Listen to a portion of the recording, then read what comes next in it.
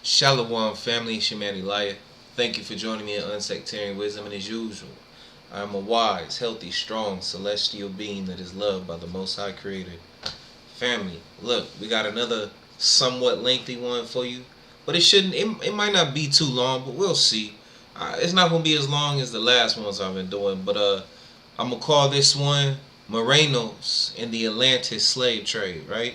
So go ahead and check it out, family. Give the story some time to develop. I'm gonna try not to talk it all during this one. I'm gonna let it speak for itself for the most part. So without further ado, family, enjoy.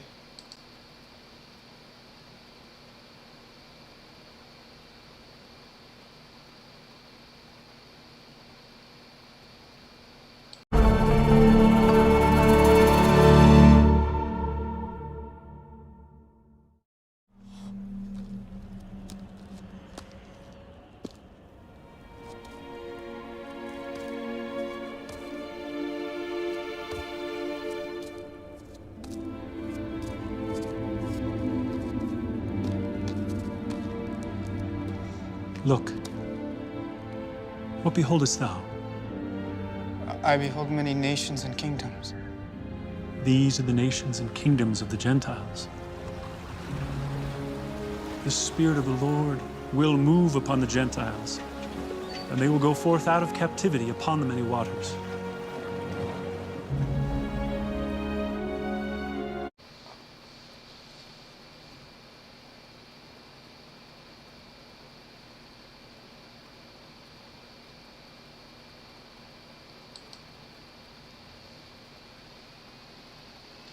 Moreno. In English, dark. Translation, brown, dark, swarthy. Swarthy, dark skin, dark skin, dark complexion, tanned, black, olive skinned.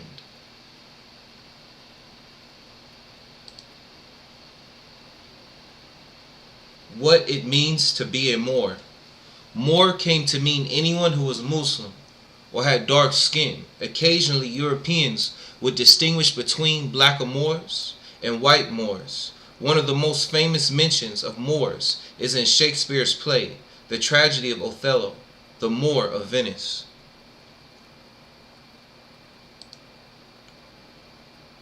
Moreno.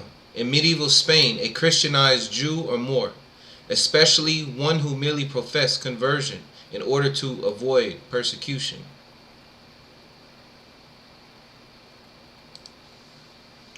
Mulatto. Mulatto is a racial classification to refer to people of mixed African and European ancestry. Its use is considered outdated and offensive in several languages, including English and Dutch, whereas in language such as Spanish and Portuguese is not and can even be a source of pride. A mulatta is a female mulatto, a person of mixed white and black ancestry, especially a person with one white and one black parent. Mulatto-looking people.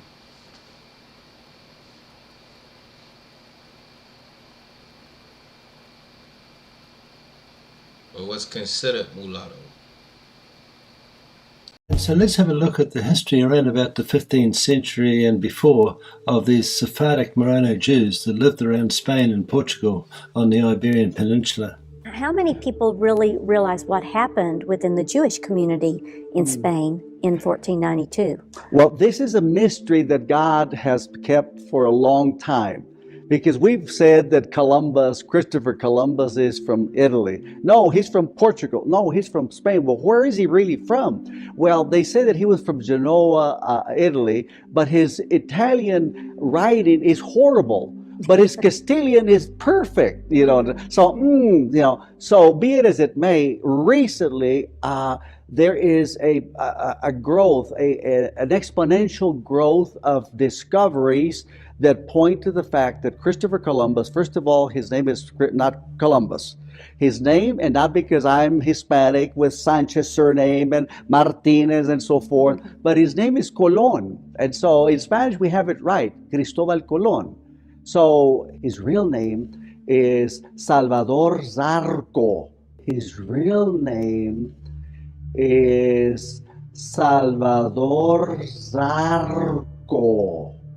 All right, but now recently we've discovered that Christopher Columbus, Cristobal Colon, was known as a quote-unquote Marrano. Christopher Columbus, Cristobal Colon, was known as a quote-unquote Marrano. Marrano? The Marranos are those that were forced to convert to Roman Catholicism, that were Sephardim, and then they were forced to eat pork, which is very unkosher, and then they were called Marrano, pigs, swine, because you see... 92. Columbus was accompanied by 5 Marranos, Jews who had forsworn their religion and supposedly became Catholics. Louis de Torre, interpreter, Marco, the surgeon, Bamal, the physician, Alonso de la Calle, and Gabriel Sanchez. The reference is The International Jew by Henry Ford. Gabriel Sanchez, abetted by the other 4 Jews, sold Columbus on the idea of capturing 500 Indians and selling them as slaves in Seville, Spain, which was done. Columbus did not receive any of the money from the sale of the slaves, but he became the victim of a conspiracy fostered by Bamal, the ship's doctor. He, Columbus, suffered injustice and imprisonment as his reward, betrayed by the 5 Marranos, or Jews, whom he had trusted and helped. This, ironically, was the beginning of slavery in the Americas. The source is Adventures of an African Slaver, published in 1928, page 11. The Jews were expelled from Spain on August 2nd, 1490. Christopher Columbus finally collapses onto the sweet soil in the Bahamas after months on that damn boat and rejoices. He is convinced that he is in India, generously naming the natives Indians. As he would soon discover, this new land was not, in fact, India. No, this was a whole new continent that they didn't even know the existence of. This begs the rather chilling question: where did the Indians come from?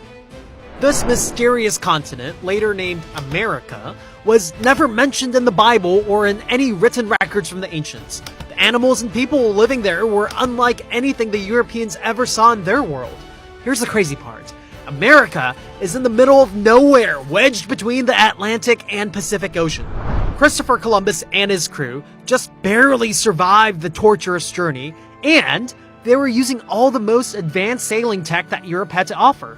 How did the Indians get here? Did they, spawn here or something? Atlantis, the antediluvian world. This is a book, family. Part 1, The History of Atlantis, Chapter 1, the purpose of the book. This book is an attempt to demonstrate several distinct and novel propositions. These are: number 1, that there once existed in the Atlantic Ocean, opposite the mouth of the Mediterranean Sea, a large island which was the remnant of an Atlantic continent and known to the ancient world as Atlantis. Number 2, that the description of this island given by Plato is not, as has been long supposed, fable, but veritable history.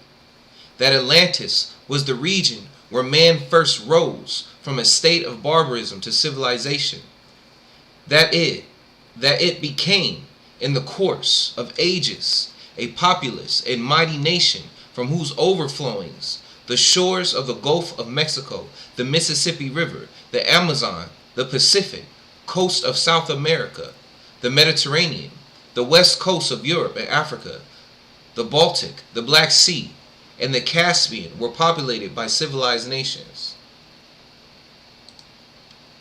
Where did the Indians come from? That it became, in the course of ages, a populous and mighty nation from whose overflowings the shores of the Gulf of Mexico, the Mississippi River, the Amazon, the Pacific coast of South America, the Mediterranean, the west coast of Europe and Africa, the Baltic, the Black Sea, and the Caspian were populated by civilized nations. Check this out, y'all. This is a map from 1669. As you can see up here, Virginia and Florida, right? Let's see what kind of map this is. This is the map of the West Indies. Let me zoom in for you. So as y'all can see, Florida and Virginia was a part of the West Indies. We are all, majority of us are West Indian. We got Chesapeake Bay, that says our Powhatan, and we got Port-au-Prince of Haiti. We got Puerto Rico. I'm assuming that's Turks and Caicos. And we got the Yucatan. Now, I'm about to show y'all, like I said, we didn't come from no Africa. We were here, and we were Indians of the West, as you can see, and we call it that today, to this day, West Indies. First of all, shout out to Monty Muse, because he dropped this book in his last video, but this book proved my point in this video. Negro and the Negroid in the New World. The following is an approximately correct summary of the numbers and distribution of the Negroes and Negroids in the New World at the close of 1909. I don't see no African countries. What they're saying is they took us from down here and put us up here in the New World, United States. We did not all come from Africa. Peace and love, guys.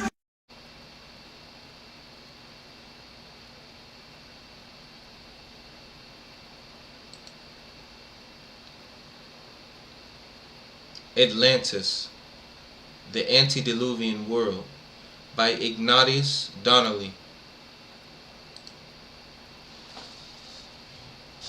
The question of complexion.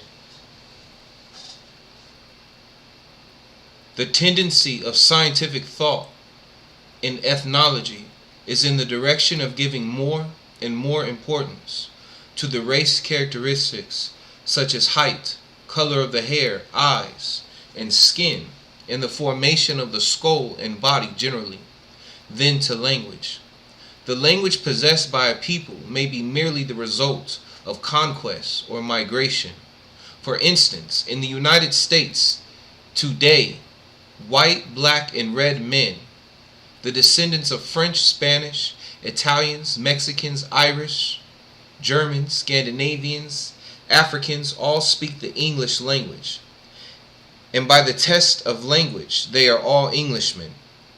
And yet none of them are connected by birth or descent with the country where that language was developed. There is a general misconception as to the color of the European and American races. Europe is supposed to be peopled exclusively by white men, but in reality, every shade of color is represented on that continent. From the fair complexion of the fairest of the Swedes to the dark-skinned inhabitants of the Mediterranean coast, only a shade lighter than the Berbers or Moors on the opposite side of that sea. Tacitus spoke of black Celts, and the term, so far as complexion goes, might not inappropriately be applied to some of the Italians, Spaniards, and Portuguese, while the Basque are represented as of a still darker hue. Taylor says, anthropology, on the whole, it seems that the distinction of color from the fairest Englishman to the darkest African has no hard and fast lines, but varies gradually from one tint to another. And when we turn to America, we find that the popular opinion that all Indians are red men and of the same hue from Patagonia to Hudson Bay is a gross error. Pritchard says, researches into the physical history of mankind, it will be easy to show that the American races show nearly as great a variety in this respect as the nations of the old continent. There are among them white races with a florid complexion, and tribes black or of a very dark hue, that their stature, figure, and countenance are almost equally diversified. John T. Short says, North Americans of antiquity The Menominee, sometimes called the White Indians, formerly occupied the region bordering on Lake Michigan around Green Bay. The whiteness of these Indians, which is compared to that of white mulattoes, early attracted the attention of the Jesuit missionaries and has often been commented on by travelers. While it is true that hybridity has done much to lighten the color of many of the tribes, still the peculiarity of the complexion of this people has been marked since the first time a European encountered them. Almost every shade from the ash color of the Menominee through the cinnamon red, copper, and bronze tints may be found among the tribes formerly occupying the territory east of the Mississippi, until we reach the dark-skinned Kaws of Kansas, who are nearly as black as the Negro.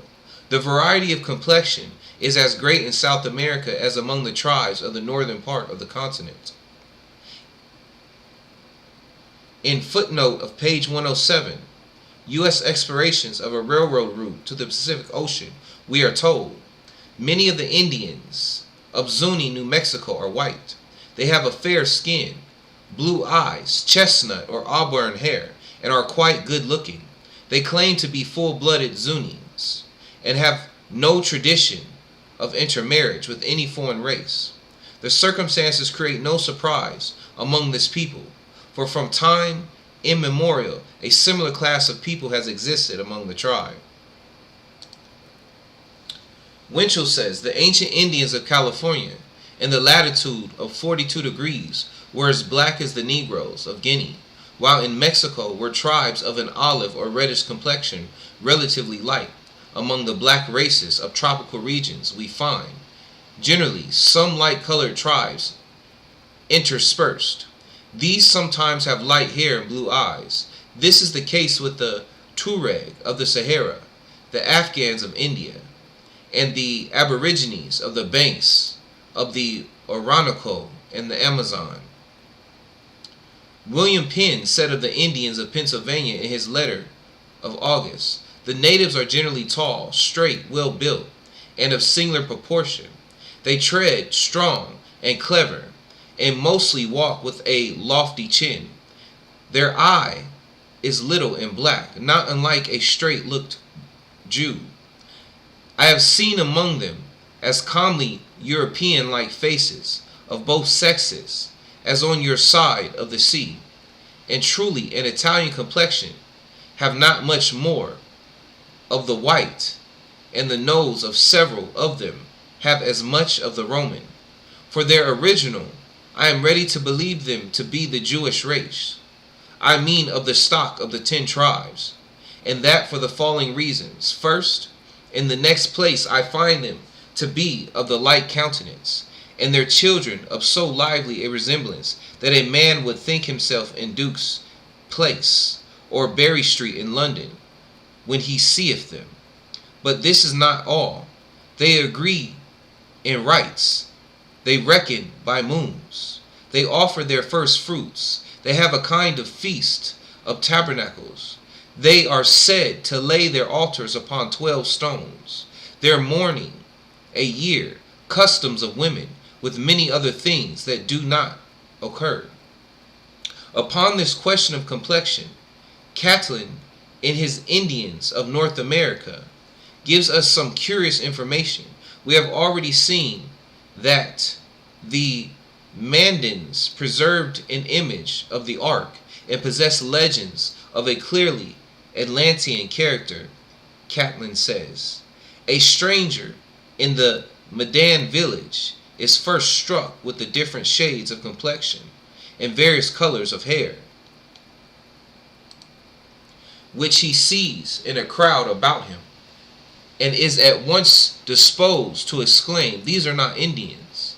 There are a great many of these people whose complexions appear as light as half-breeds, and among the women particularly, there are many whose skins are almost white, with the most pleasing symmetry in proportion of feature. with hazel, with gray, and with blue eyes, with mildness and sweetness of expression, and excessive modesty of demeanor, which render them exceedingly pleasing and beautiful. Why this diversity of complexion I cannot tell, nor can they themselves account for it.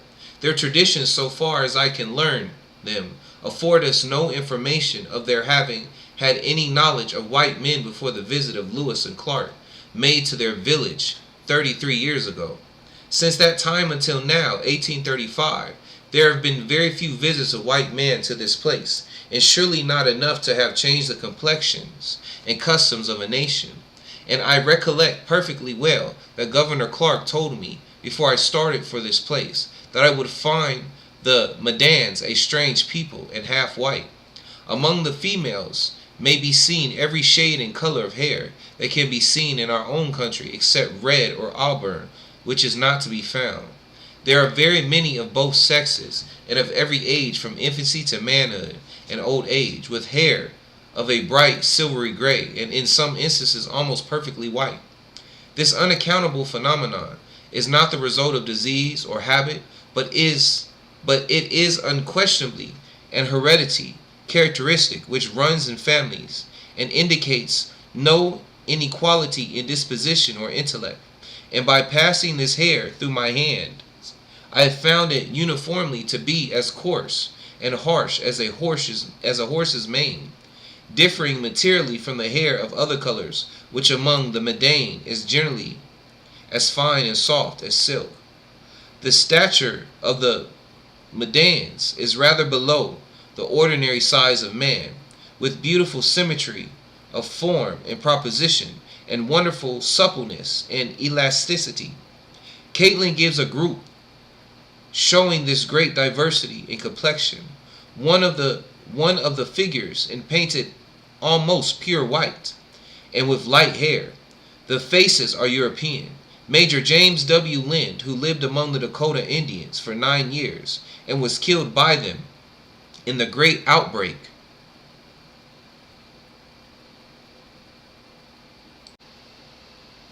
Masonic Bible reading.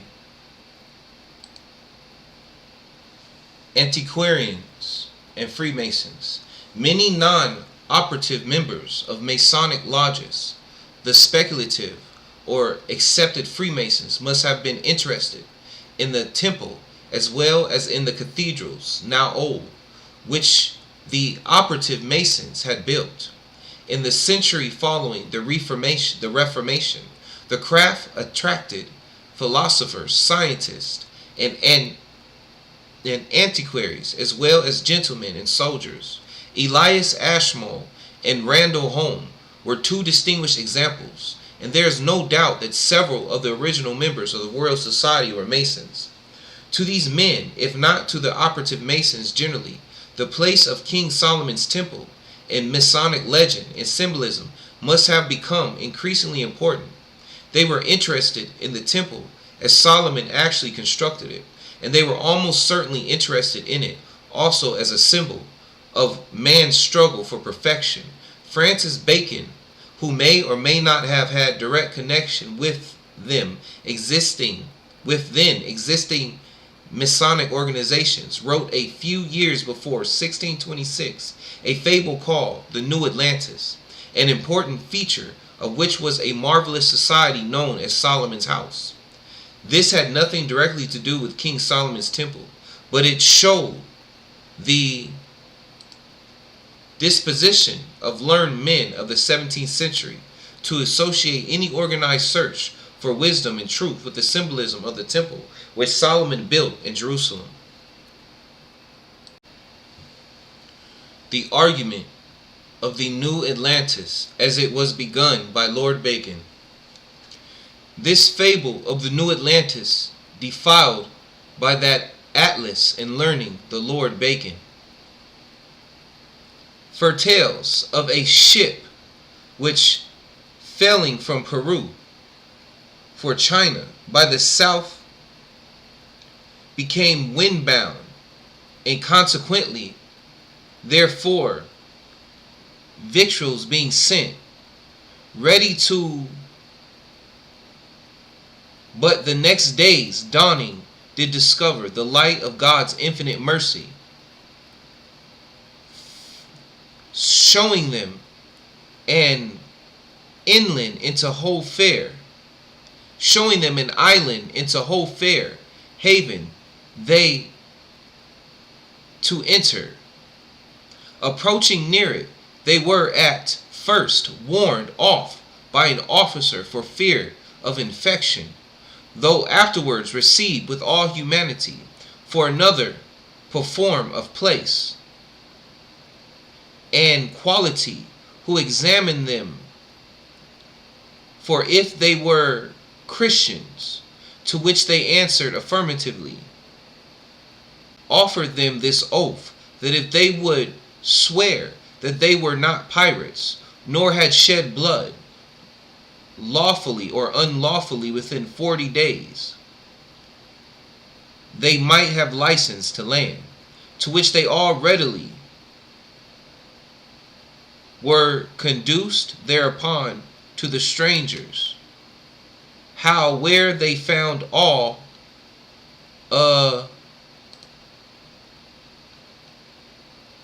accommodations necessary for their found, as well as their fic, who by their affiliates were there soon recovered. 3 days being the governor of that whole, being a Christian, brief by function, offers his service to them and tells them that whereas before they had but short leave granted, now the state had given them license to on land 6 weeks.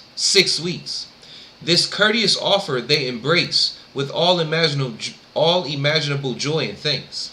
It tells us how the next day, at a second, the governor informs them of the quality, nature, and custom of that island of Ben Salem, how it was first made Christian and preferred, as the old world was from the deluge, by an ark through the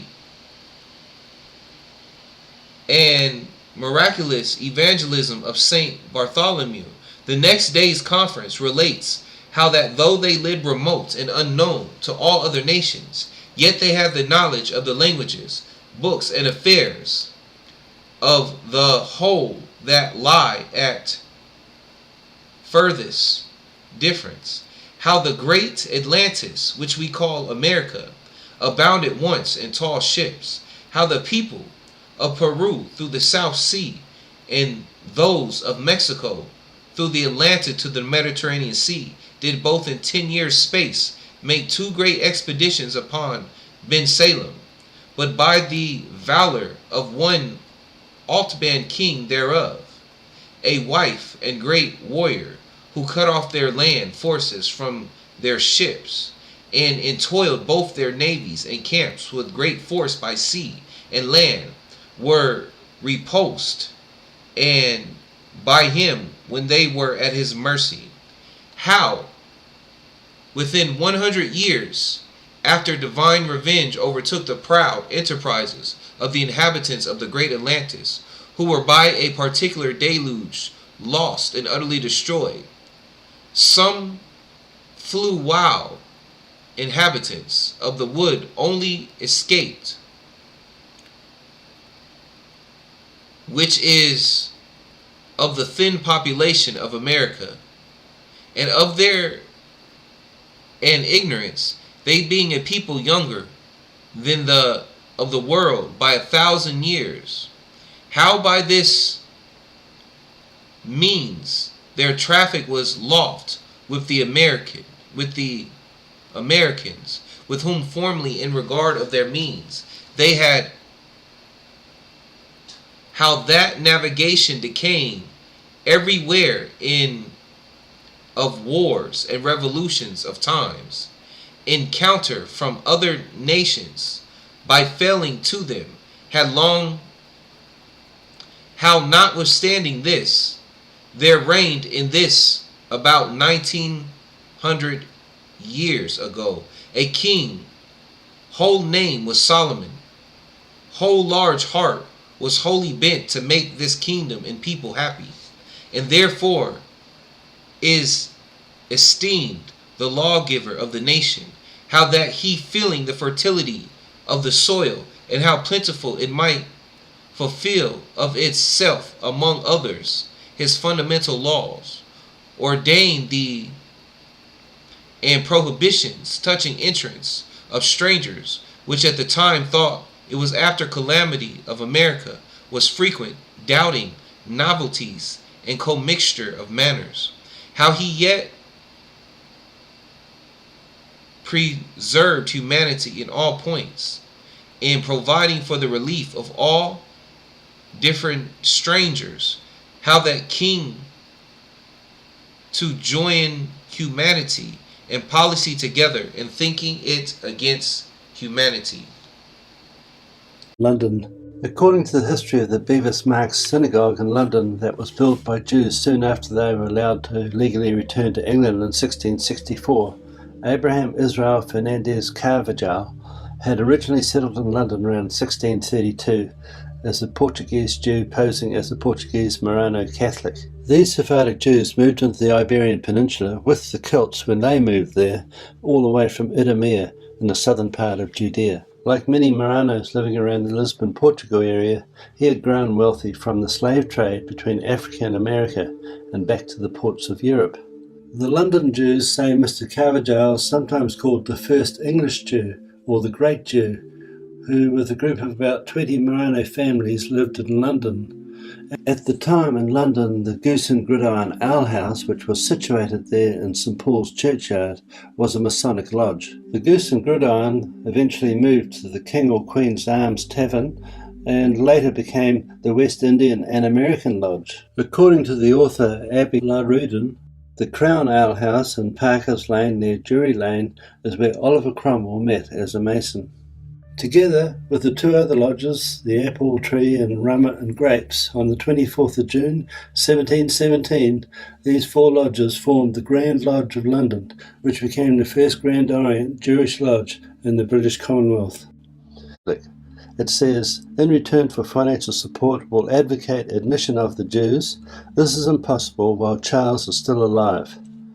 It was Ebenezer Pratt who drafted the charges for Oliver Cromwell to bring against Charles I for treason, when really Oliver Cromwell was the traitor all along. In December of 1648, the Rump Parliament of England was formed when the majority of the parliamentarians, who were Scottish Presbyterians, were purged, and so democracy was usurped. The only remaining members were called the Levellers, who were the Freemasons who wanted Charles I tried and executed. Hence the name was given the Rump Parliament, meaning the arse end of Parliament. In return for assistance, Oliver promised the Jews that he would help them rebuild the Temple of Solomon in Jerusalem, as well as allow the Jews back into England. None of those promises he kept. And the Anabaptist Masonic Bible. Grand Lodge Masonry. The exact position of the temple and the Bible in operative and early speculative Masonry is still in question. Enough has been shown to indicate that both must have been of considerable importance. It is especially evident that King Solomon's temple, since it was attracting so much attention in the world at large and among the class of men who became speculative Masons, must in the 17th century have been one of the outstanding legends of the craft. Early in the 18th century, 4 old lodges in London met together to form the first Grand Lodge, and Freemasonry was well on its way towards becoming the beautifully organized fraternity which we know today. Probably as early as 1720 or 1730, George Payne, John T. Desagillers, and their associates had developed a ritual of 3 degrees with the legend of King Solomon's Temple holding the central position. This legend, of which there were possible suggestions in the earliest manuscripts, had grown to be one of the dominant themes in Masonry.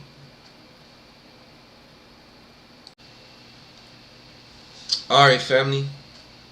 Here's a book, Allegory of the Continents, from the 16th and 17th century Renaissance art. So if you guys want to know what the people of Atlantis look like, or aka America look like when Columbus showed up on their shores? About to show you right now.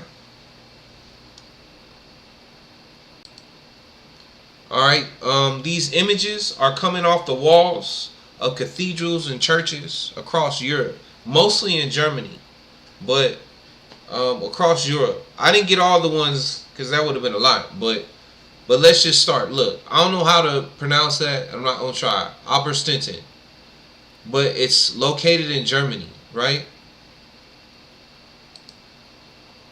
Here's the murals painted on the wall of the 4 continents. You see, it says right here, left to right, Europe, America, Africa, Asia, starting from left to right. There's a European, there's an American, there's the African, and here's the Asian. This says 1770. Here's another church, another location, Germany. Kranzig.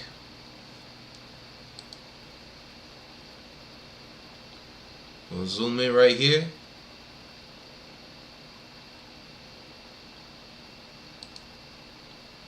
Left to right, Africa, Europe,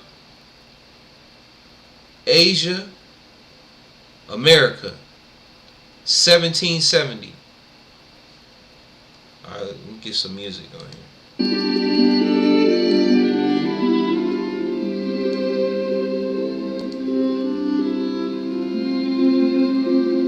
Germany.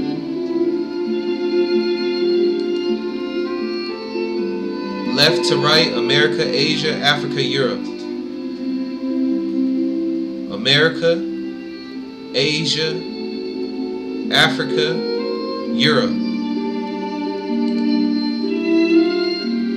Location again, Germany. Rettenbach.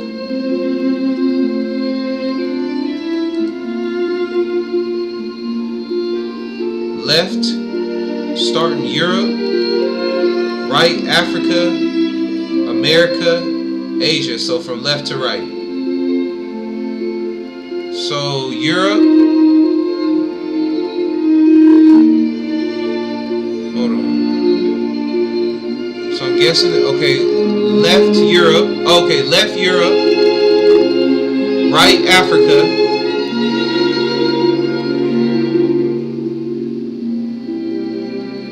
okay, Africa turban, America headdress, Asia turban. Okay, so there's a turban. Look. And it ain't, there's, okay, so I'm guessing this is Europe, that's Africa, and that's Asia, and there's America.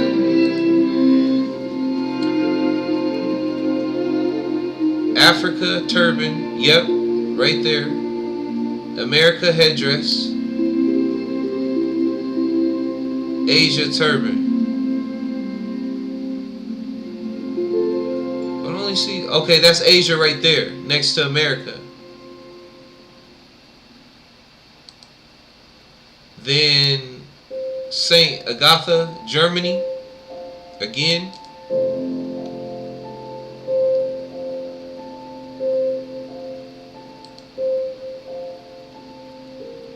Left to right, Asia, Africa, Europe, America. Asia, right here, Asia. Africa. See, it says left to right. And this is 1790 to 1793. Africa, Europe, America.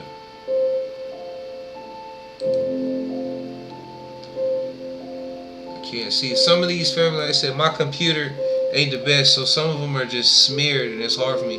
I see a 1703 location, Germany. Left to right, Africa, Europe, Asia, America. So starting at left, Africa, Europe, Asia, America.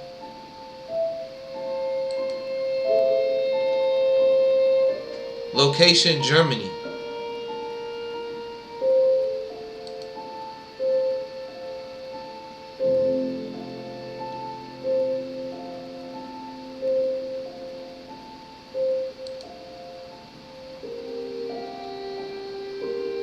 America, big old red lips. Africa, Asia, Europe. Asia, Europe. This is 1723 to 1724, period of design.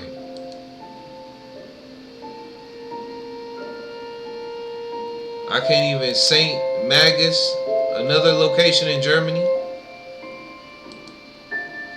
Left to right, America, Europe, Africa, Asia. Left to right. First America, Europe, Africa, Asia. Representing the people. See, America, Europe, Africa, Asia. America, Europe, Africa, Asia. Location, Germany. Nidzer something. Period design 1690 to 1693. Asia, America.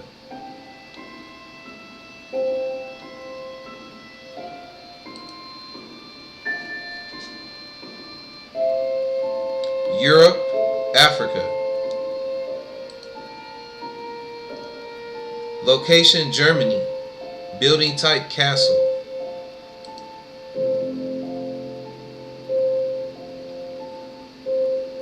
See? This is Africa under this. So that's America. Africa, America. This is America. This is Africa. This is Europe. I think it says Europa. 70 period of design 1700. Fulda Castle, Southern Court of Honor, location Germany. Got America, top left, top right Europe, bottom left Africa, bottom right Asia. So this is America on the left with a lion, and Africa on with the elephant right here on the right. Yep, see the corner says America, Africa. Zoom in on this America. Look at that. That's America.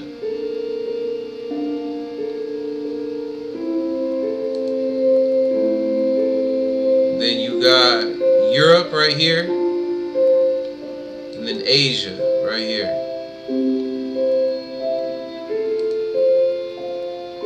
This is 1712. Design period 1712, 1713. Castle, Southern Court of Honor, Germany. Left to right, Europe, America, Africa, Asia. Left to right. So Europe, America, Africa, Asia. Solsheim, Germany. I can't see the date on this one. Church.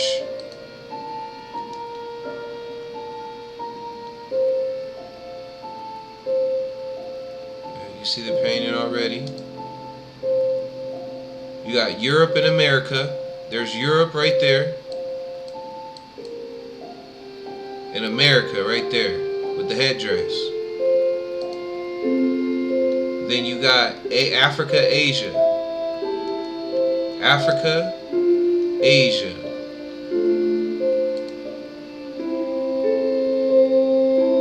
Now, left to right, Africa, Europe, Asia, America. Left to right. So, Africa, Europe, Asia, America. Location, Germany, St. John's Baptist. Hold on. I think I went past that one kind of quick. Let me zoom in for y'all quick.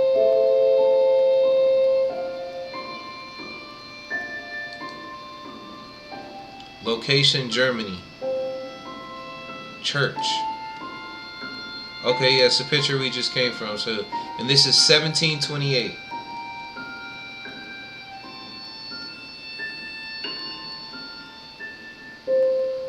That's it, family. Shalom.